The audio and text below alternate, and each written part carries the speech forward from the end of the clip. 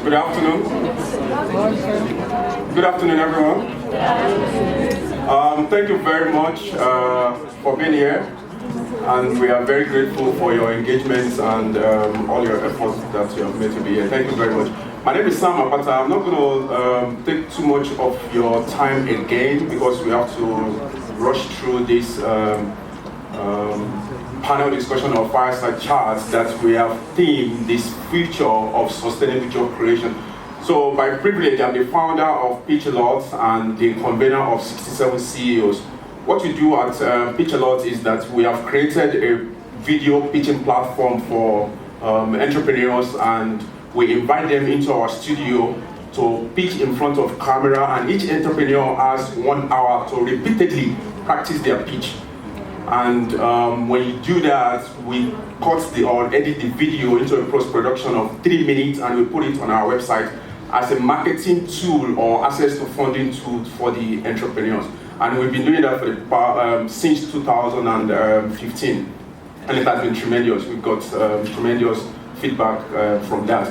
And I haven't done pitch a lot for 2 years or more. We thought that there is something lacking within our value chain, and that is mentorship of the entrepreneurs that have come on our platform, and we created the platform 67 CEOs. And why 67 CEOs? The 67 CEOs came from the 67 minutes that we do, in honor of Nelson Mandela every 18th of July. So the 18th of July this year, we invited CEOs. Yes, we couldn't get 67 of them, they're very busy, but we were able to put 20 CEOs together, and they were able to workshop the young entrepreneurs that were in the room and mentor them, and there has been a lot of feedback from that also. So today, first of all, before I carry on, I would like to appreciate the Gen Africa team. They've been very helpful, and we appreciate the platform they've given us. Please put your hands together for them. They have been doing a lot to put us here, and this has been a good landmark for Africa. So, the future of sustainable job creation, why?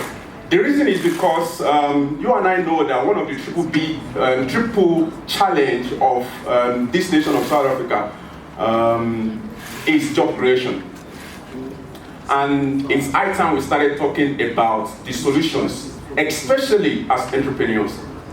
I don't want to be too controversial, but some of you, would agree with me that the government are not going to create the jobs that they said they could or would. It is you and I as entrepreneurs that are going to create those jobs. And like I said, it's high time we started having that conversation. And I'm not alone. Let me just, so apart from Pitchalot, I also facilitate business model canvas for young entrepreneurs, because they say practice what you preach. So if you're going to talk about job creation, at least what are you contributing? So one of the things that I contribute is teaching young grade 12 learners, graduates, how to use the business model canvas. So that either they're going to go to varsity or not, or they already know how business, work and how to create a business model. So there were 10 of them, and they were very excited about yesterday they graduated, after we have taught them entrepreneurship. And I would like to play a video of one of them. Her name is Sanele. Please listen. Hi, my name is Sanele, and what I've learned from the entrepreneurship class was that an idea is nothing to anyone until you start to explore it and make it a reality. And I've learned that you're never too young to start up a business. And to be quite honest, I was never actually interested in entrepreneur, but until centers are saying broke each and every things down, and I got to understand that it's not actually that hard. So yeah, thank you so much for it. Thank you. Thank you. So without taking much of your time, I would like to, we have panelists, we have 3 of them, and they are honorable people. I've got, I have Mimi Kalinda, the CEO of Africommunications Group. Please, let's put our hands together for Mimi Kalinda. She's going to be one of our panelists, and we're going to... So please, this session is going to be very engaging. You know, I know there are successful entrepreneurs also in the audience. Please, anytime during the discussion, you can raise up your hand and ask questions. And I promise you, we probably should finish at 1 or past 1 thereabout so that we don't delay you. They will introduce themselves as they come. Also, I have Rahab Matebane, the CEO of Mapitsi Holdings Pty Limited. Let's put our hands together for Ms. Rahab. And the last but not the least, I have the CEO of New Discovery BS, Mr. Derrick Ndzavi. Please let's put our hands together for him. Thank you very much for coming. So like I said, it's going to be very engaging, so when you have questions, please raise up your hand. Let's talk about sustainable job creation. Thank you very much. There's another microphone. Okay. So, just very quickly, introduce yourself and let the audience know who you are. Hi everybody, my name is Rahab Matebane. I'm the CEO of Mapitsi Holdings, Pty Ltd. I also run the HR company, and I sit on the board of Institute of People Management. So job creation, it's really a topical discussion for me and something that's very interesting. And I've been an entrepreneur for the past 14 years, so I have lived it. I've been on greenfields, I've toiled the soil, so I'm here to share some information with you guys. Thank you. Hi everybody, how are you? I'm from hospital, you can hear the voice. I'm not joking anyway, I'm from hospital. I had some minor complications. But my name is Ndzavi Derrick. I am entrepreneur, CEO of New Discovery BS, a certified business advisor with the Institute of Business Advisors South Africa. And I'm hoping that tomorrow I'll be well recovered, but I'm here for fun. I'm here for discussion, engagement, and talking. And I'm here to dance if it has to, if that will make me money. Thank you very much. Hello everyone.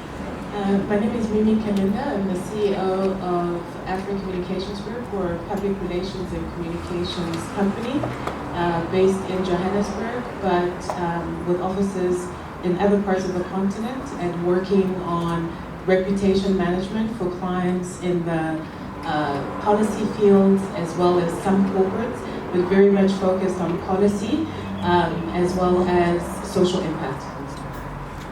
Thank you very much, Mimi. Let's put our hands together for Okay, sustainable job creation, and we're talking about the future. And you know, one of my mentors made me to understand that the future is not 2018, it's not 2030. You know, the NDP 2030 that they've created for us. You know, but the next second is a future.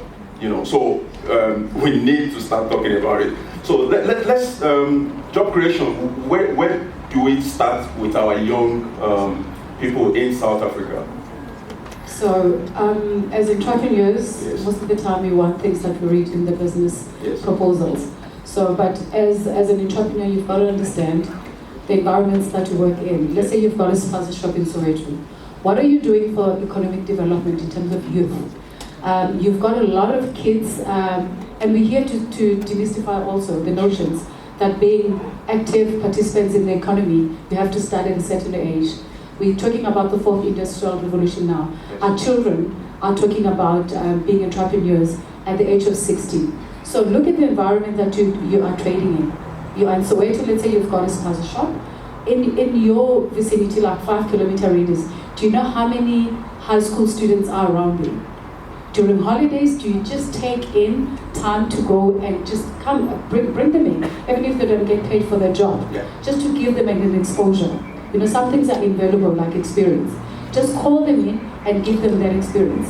I don't say, and as an HR person, I'm very cognizant of what I'm saying. I don't say call them in and make them your skivvies. You've got merchandising, for example, you do pricing, you do product assortment and all those kind of things. Those things might be minute. By the way, spaza shops are the very, very greatest way of learning business.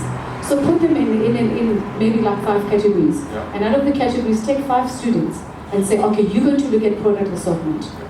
The other student will look at the store layout. Tell us, especially it does your informal market research.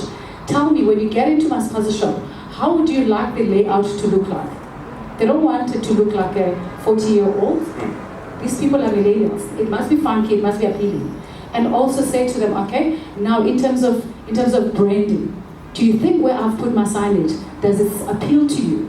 You know, that way you are transferring skills, you're also giving them information, and you're also giving them the confidence that they have knowledge, what we call recognition of prior learning. So those are informal ways of just bringing in. Secondly is, in your family, I in my company made a very big decision since 2003. Every year I employ one of the graduates in my business. They will come and work for me. They might have studied entrepreneurship, but I will find a slot in my business that it will assist them. I'm talking now, some of them have written journals in Institute of People Management journals about unemployment and their experience being graduates at corporate. So it's very innovative. Use innovative ways of bringing people and engaging.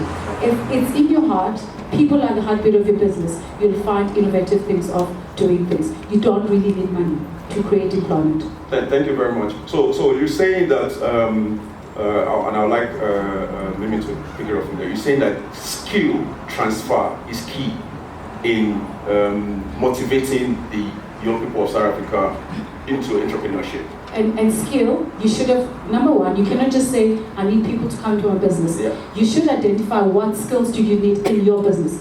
Look at the 5 key things that you use in your business. Okay. Out of that, you get people, you advertise according to those skills. Don't just bring people in where they don't know what they're doing all day. Otherwise, you're treating people unfairly. Okay. Yeah. Yeah, no, I completely agree about the skills transfer. Very important. But the question that I want to bring to the forefront is, what skills are being transferred? So I'm going to, take it from, where we left it, which is very kind of micro, at the micro level. Yeah. But then, if we're going to go back to the unemployment rate issue, looking at it from a country level, or even from a continental level, at least from where I'm coming from in terms of where I work, we are definitely not preparing today's youth for tomorrow. I was reading 2 statistics. The first one is that 65% of primary school going children today will work in jobs that don't yet exist. So when you look at our education system and the kinds of skills that we're creating and imparting, completely, we're off the radar in terms of that. The second one, and this is where I'd like to insist in terms of my input, is leveraging technology. Snapchat was sold for $30 billion. I just heard a statistic this morning that one of the bigger copper mines in the DRC, which is one of the biggest producers of copper in the world, was sold recently for $3 million. So when you look at the disparity in terms of how the world that we're living in, if we're talking about the future, yes. The future really is about technology. So how can we then leverage technology in 2 ways? First, to make our existing businesses more efficient, but then also to create jobs that really speak to technology and leverage that technology. So we spoke about the Industrial Revolution. Before the Industrial Revolution, how did people move goods around? On horseback, sure. So imagine being that person in that time, and you're planning your business to move your goods from point A to point B on horseback, and somebody's inventing the train. But you're planning your 5-year, 10-year forecast as somebody who's going to move goods around on horseback. You need to be thinking about the future, because now your business is completely relevant to the needs of your audiences, your customers, etc. in the coming future. So. Derrick, what's your comment on the future of sustainable job creation? Okay. I strongly believe that as entrepreneurs, we need to have hunger to create jobs. We can sit here and talk about jobs and jobs and jobs, but if we are not hungry to see extra person feeding their family through our businesses, we might be able to either close shops or not move forward. My observation over here has been that most entrepreneurs, we think about hiring people when we are tired. After you feel that, you know what, I'm tired, I can't go back to that job tomorrow, I can't lift those boxes tomorrow, I can't pick up those papers tomorrow, who can I talk to come and do the job tomorrow? By the time you look for those people, you have not vetted them, you have not checked them, their profiles and everything. And these are the things that even lead to crime. Imagine getting somebody on the street to come and help you in your business. Seeing your business for the first time, tomorrow you've got a break-in. There was no planning. So can we consciously decide and say, let us unculture the system? Because the system is so cultured that as an entrepreneur, you have to sweat and work hard and do